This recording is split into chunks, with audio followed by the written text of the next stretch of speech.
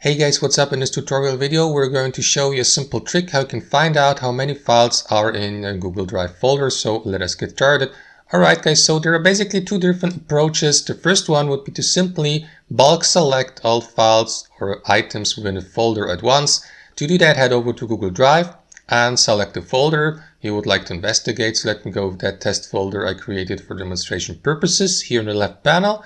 What you want to do after that inside the folder, guys, is simply left click on the uppermost file here inside your folder, just like that, and after that press Ctrl A on your keyboard or Command A if you're using a Mac, and that is going to bulk select all items within the given folder. As you can see, 22 items have been successfully selected.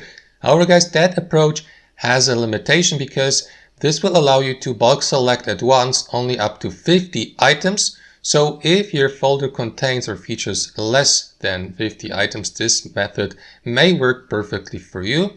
However guys, there's also a second approach, and that would be to simply download the entire folder. To do that, simply right click on it, select download from that drop down menu, and after that Google Drive will initiate the download process. You may see the progress here in the bottom right. So depending on the file size, that may or may not take a moment. Google Drive will then pack the given folder or convert it into a zip folder like that, so that you may unpack it once the download process has been completed.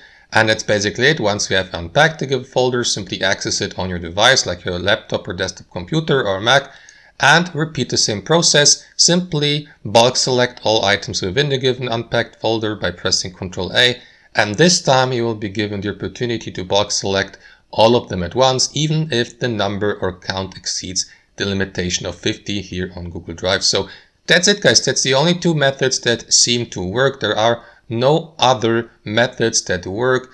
I hope you enjoyed this video. Thanks for watching guys, and have a wonderful day.